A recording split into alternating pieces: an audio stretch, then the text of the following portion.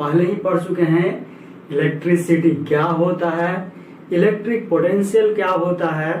ठीक है, हल्का सा एक है इलेक्ट्रिक पोटेंशियल और पोटेंशियल डिफरेंस। देखिए बोलने में हल्का सा डिफरेंस है लेकिन एक्चुअली क्या है, ऑलमोस्ट सेम।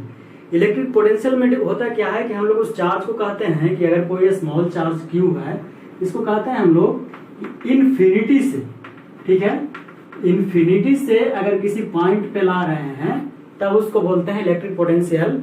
अगर वही दो पॉइंट जो पिछले क्लास में डिस्कस किए थे कि अगर दो पॉइंट हो ए और बी,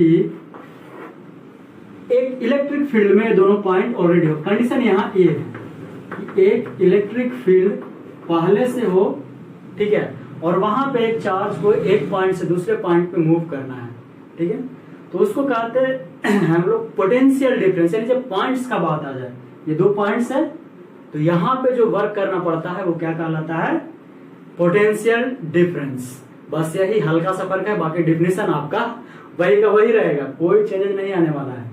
अगर potential difference is equal to लिखते हैं पोटेंशियल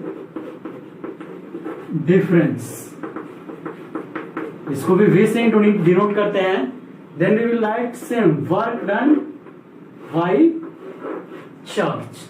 तो इलेक्ट्रिक पोटेंशियल है, इसमें आपको कोई डिफिनेशन मैथमेटिकली कोई फर्क नहीं पड़ता है, ठीक है, लेकिन थ्योरेटिकली बस हल्का सा पड़ता है। एक को इन्फिनिटी से लाते हैं किसी पॉइंट पे, ठीक है, लेकिन यहाँ पे एक पहले ही इलेक्ट्रिक फील्ड हो, अगर एक इलेक्ट्रिक फील्ड और चार्ज को एक जगह से दूसरी जगह मूव करना हो, then that is known as potential difference. This point I had to discuss, so I did. So let us understand it again. When an electric field is set up already and we have to move a charge from one point to another point, a unit charge from one point to another point, then that required work done for unit charge is known as potential difference. That is only the difference. Clear now? So let us start for what we are here for, Ohm's law. So we are going to discuss now Ohm's law. Okay, so be ready now. So Ohm's law, before we are entering, let us discuss what he did. Ohms was a German scientist, German physicist especially. He studied relationship between potential difference and what electric current. In lab what we do, he performed a series of experiment. उन्होंने क्या किया, एक बहुत ही लगातार experiment किया कि जब potential difference change करते हैं तो कैसे कैसे हमारा करंट चेंज होता है। तो then he what he found that the ratio of potential difference and electric current in that circuit bears a constant ratio. This was the experiment. Okay, so listen what I am telling carefully. ये था experiment. हम लोग directly क्या पढ़ते हैं, V proportional to I, यही पढ़ते हैं ना, ठीक है। मैथमेटिकली इसको हमको ऐसा लिखना पड़ता है, लेकिन एक्चुअली में ऐसा ओम साहब ने किया नहीं था। उन्होंने क्या किया, सिर्फ जैसे पोटेंशियल डिफरेंस जैसे जैसे चेंज किया वैसे वैसे उन्होंने स्टडी किया कि इन दोनों के रेशियो पे, यानी कि इन्होंने स्टडी किया VY पे, ठीक है। क्या किया, स्टडी किया क्या है कि ये जो है रेशियो हमेशा कांस्टेंट रह रहा है। कंडीशन ये है कि जो फिजिकल स्टेट हो, यानी जो फिजिकल आसपास का फिजिकल कंडीशन हो, इन्वायरमेंट हो, टेम्परेचर, प्रेशर हो, इसलिए सब कहेंगे ना, क्या होता है वो कांस्टेंट रहे। This was the condition. So in the statement it has to be mentioned. ये स्टेटमेंट पे आप क्या करना पड़ता है, मेंशन करना पड़ता है, तब जाकर के ओम्स लॉ हम लोग मानते हैं कि कंप्लीटली डिस्कस हुआ, यानी हमने सही लिखा। So understood it. What he did, he performed a number of experiments, a series of experiments, and found that as we are decreasing or increasing what potential difference, the ratio of potential difference and current bears a constant ratio. This is what his statement was. So now this statement has been broken into what the current is directly proportional to, sorry, the voltage, any potential difference is directly proportional to I. But it is correct? I will say not. How could it be? Potential कैसे current पे depend कर सकता है? जो potential है ये आपका क्या है? इंडिपेंडेंट है, इंडिपेंडेंट क्वांटिटी है। आप कहिएगा सर कैसे? तो ये आपके घर में प्रूफ है, जिससे क्या है, मानते हैं कि छोड़िए, आप बहुत मोबाइल यूज करते हैं ना, उस मोबाइल का क्या होता है, लिखा रहता है ना कि क्या है, पोटेंशियल डिफरेंस, इसको कितना वोल्टेज का बैटरी है, मान लिया 1.5 वोल्ट का बैटरी है, या घर में जो पेंसिल बैटरी यूज करते हैं इतना छोटा सा, मान लिया वो क्या है, 3 वोल्ट का बैटरी है। So is it possible to change that? क्या ये संभव है? Can you change? Let me tell is it possible? एक बैटरी फिक्स कर दिए हैं कि क्या होगा, 12 वोल्ट का बैटरी होगा।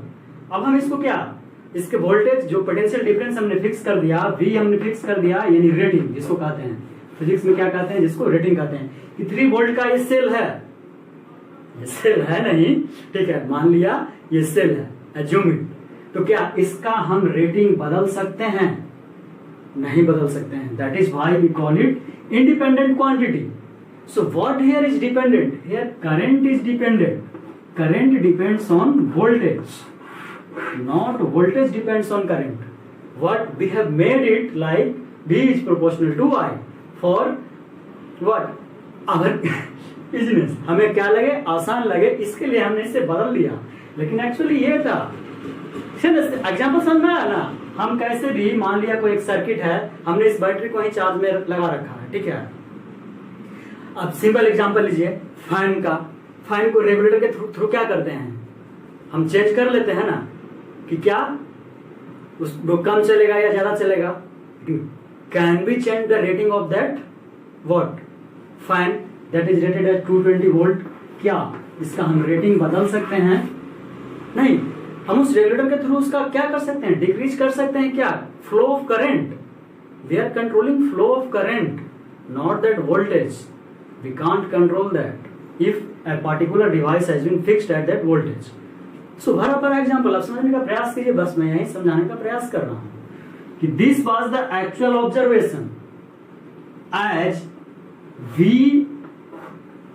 increases the ratio of I by V also changes, यानी increases और decreases, but what we have made it। अब ये डिस्कशन समझ में आया कि नहीं, ये बताइए।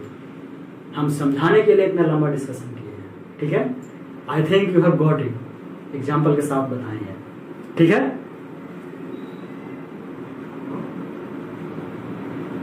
सो you got the point, what the discussion was and what we have made right now.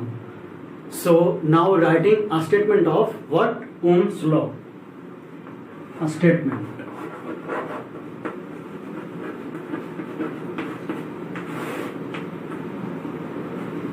if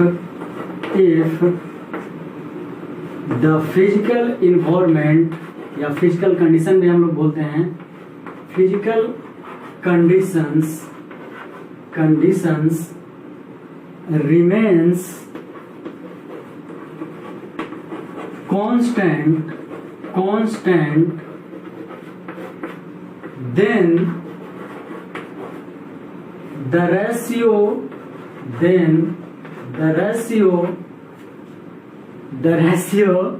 of voltage, what we call is potential difference, PD, potential difference, the ratio of potential difference and what current in the circuit remains constant. So this was the actual statement of what? Ohms, and this has been written somewhat else. What now books write is, क्या लिखा हुआ मिलेगा, मतलब जो normal book है कि according to Ohm's law the voltage यानी potential difference is directly proportional to current, ये मिलेगा आपको लिखा हुआ। लेकिन but we you study in higher classes and read a what very good book like Pearson and Arihant, you will find this statement in the book. If you don't believe me, you go through those book. Go through Pearson, you will find this statement. ठीक है? So mathematically, what is been done? Mathematically,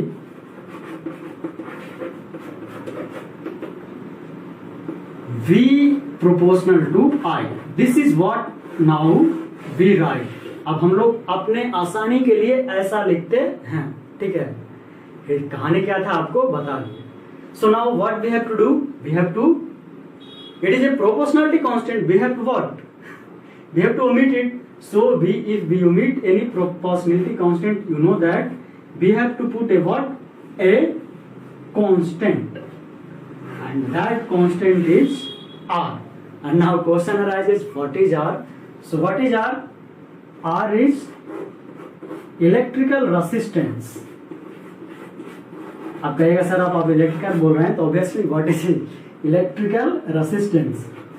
so actual term यही है, तो normally में हम लोग इसको resistance बोलते हैं, लेकिन क्या है, क्योंकि इलेक्ट्रिसिटी पढ़ रहे हैं तो ये क्या है, इलेक्ट्रिकल रेसिस्टेंस। दिख रहा है ना सभी को? हाँ दिख रहा है। So now what we write this statement again, V बराबर I R. So this is the final what mathematical formula we remember from Ohm's law. Now is it clear? अब तो क्लियर होगा। अब ये है कि इलेक्ट्रिकल रेसिस्टेंस क्या है, उससे पहले इसका ग्राफ कैसे होगा वो भी क्वेश्चन पूछता है आपसे, ठीक है। So remember this was the actual statement of him, what we have now change that. So अब जो लिखा मिलेगा बुक में, the PD in circuit is directly proportional to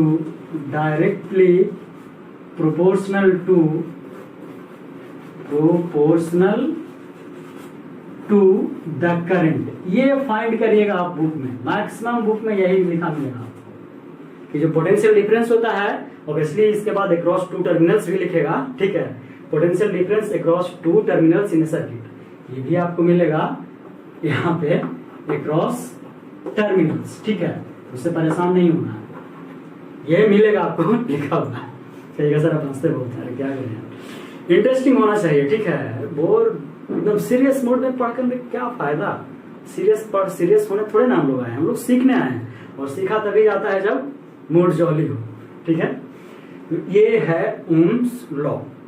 अब आप सभी को इसमें कोई दिक्कत नहीं होना चाहिए।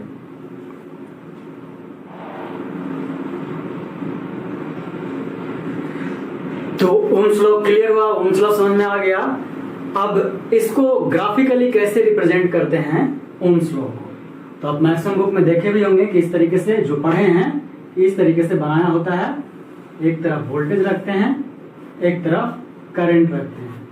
अब किधर वोल्टेज रखते हैं, किधर करंट रखते हैं, ठीक है, क्योंकि इससे हमारा ग्राफ बदल जाता है। कैसे बदलता है आपको दिखा, दो ग्राफ बना दे रहे हैं। अच्छा बदलेगा भी या नहीं, हम बोल दिए कि यहाँ बदल जाता था, आप लोग मान लीजिएगा ठीक है, बदलेगा या नहीं बताइए पहले, उसके बाद हम बताते हैं।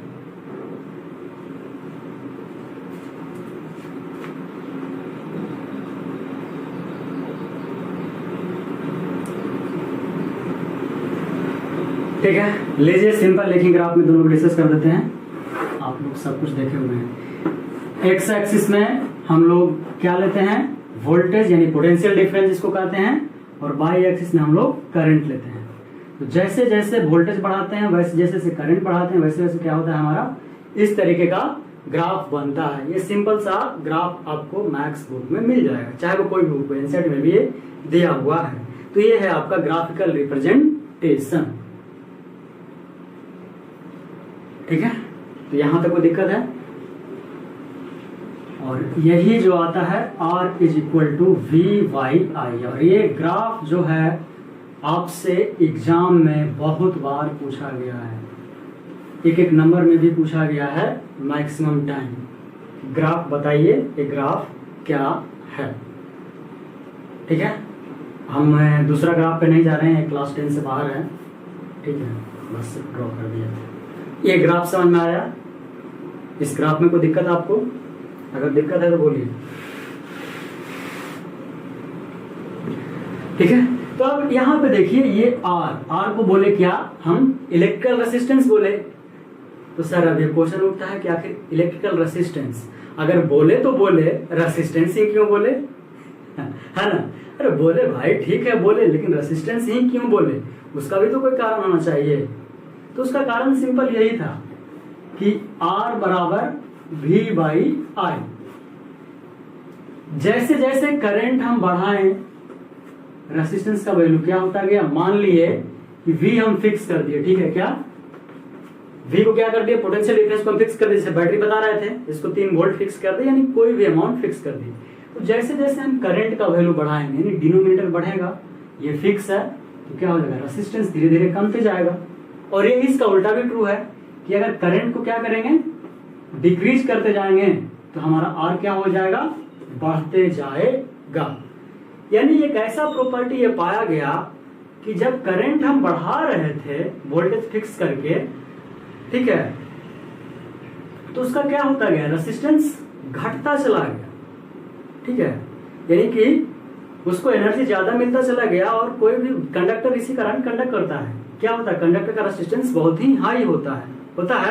कैसे हाई होगा? रेसिस्टेंस हाई हुआ तो पास करने देगा क्या? कंडक्टर का रेसिस्टेंस बहुत ही कम होता है। तो ये देखे फिजिक्स ने क्या रहा है? ये रोक रहा है, ये विरोध कर रहा है। यानी जब हम करंट बढ़ा रहे हैं, ठीक है, जब करंट ज्यादा बढ़ा रहे हैं किसमें? किसी भी सर्किट में, तो हमारा इसको रेसिस्ट कर रहा है। सर्किट में ज्यादा कौन रेसिस्ट कर रहा है? ये। क्योंकि क्यों रेसिस्ट कर रहा है? तो ज्यादा करंट देंगे तो वैसे क्या हो जाएगा? हमारा सर्किट जल जाएगा, चांसेस रहता है ना। तो देखिए ये बहुत ही यूजफुल प्रॉपर्टी है। आगे दो सिक्के के दो पहलू होते हैं, हमेशा ये याद रखिएगा। अगर कुछ बुरा है तो कुछ अच्छा भी होगा। तो रेसिस्टेंस एक काम अच्छा भी करता है।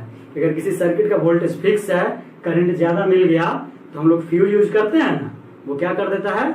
सडन राइज जब हमारे होम में होता है, तो हालांकि हटा दे आप लोगों को, तो सर्किट ब्रेक कर जाता है। यानी जो हम लोग छोटा सा रेसिस्टेंस यूज करते हैं अपने सर्किट में, वो ब्रेक कर जाता है। तो कुछ प्रॉफिट भी, यानी कुछ फायदा भी है तो कुछ नुकसान भी है। नुकसान ये है कि जिसका रेसिस्टेंस ज्यादा होगा वो लो करंट को पास ही नहीं करने देगा। तो ये है नुकसान। तो ये रीजन है क्यों इसका नाम रेसिस्टेंस ही पड़ा। सो ये था ओम्स लॉ। अब इसमें एक कंडीशन बता दे रहे हैं कि वैलिड कहां है। वैलिडिटी ऑफ ओम्स लॉ, ये एक बहुत बड़ा पॉइंट है। तो यहां पे है only for ohmic conductor, only for ohmic conductor. ये सिर्फ ओहमिक कंडक्टर के लिए ही वैलिड है। बाकी और सारे जो वेरिएशन शो करते हैं, यानी सिर्फ वो सारे कंडक्टर जो लीनियर वेरिएशन शो करते हैं, उनको बोलते हैं ओहमिक कंडक्टर। और भी बहुत सारा डेफिनेशन है, उतना डीप में हम नहीं जा रहे हैं। ठीक है, तो ये सिर्फ वैलिड किसके लिए है? ओहमिक कंडक्टर के लिए। जो कोई नॉन लीनियर शो करना शुरू कर दे, यानी एकाएक करंट कम जाए, एकाएक बढ़ जाए, उसके लिए ओम्स लॉ वैलिड नहीं है। ये सारा नहीं आया। फिर आपको फाउंडेशन के लिए हम बता दे रहे हैं, ये फाउंडेशन में भी बहुत काम देगा। यानी 11th 12th में आपको 12th में बहुत काम देगा ये। यहां तक किसी को कोई दिक्कत? ठीक है, तो ये हम आपको डिस्कस कर दिए क्या? Ohm's law completely. ठीक है, ओम्स लॉ का कंप्लीट डिस्कशन हो गया। ठीक है, और कुछ डेफिनेशन इलेक्ट्रिक रेसिस्टेंस का रह गया, लेकिन उससे पहले क्या है, इसके बेस पे न्यूमेरिकल किस तरीके से बनते हैं और वो कैसे कैसे पूछे गए हैं वो देखिए। तो इस तरीके का क्वेश्चन आपसे पूछा जाता है, सिंपल सा छोटा सा। ये find the resistance of A circuit, यानी सर्किट में करंट पास कर रहा है कितना? If current flow is 200 ampere and potential difference is 220 volt. तो सबसे पहले डेटा लिखिएगा, एग्जाम में जिस तरीके से बनाना चाहिए वो गिवन डेटा क्या क्या दिया है, करंट, ऐसा नहीं कि सिर्फ शॉर्ट फॉर्म में लिख दीजिएगा, नहीं, current I equal to 200 ampere, voltage यानी potential difference V is equal to 220 volt. अब इसके बाद लिखना है according to Ohm's law, according to Ohm's law क्या जानते हैं, V बराबर आई आर, यानी R बराबर V बाई आई, यही होगा ना।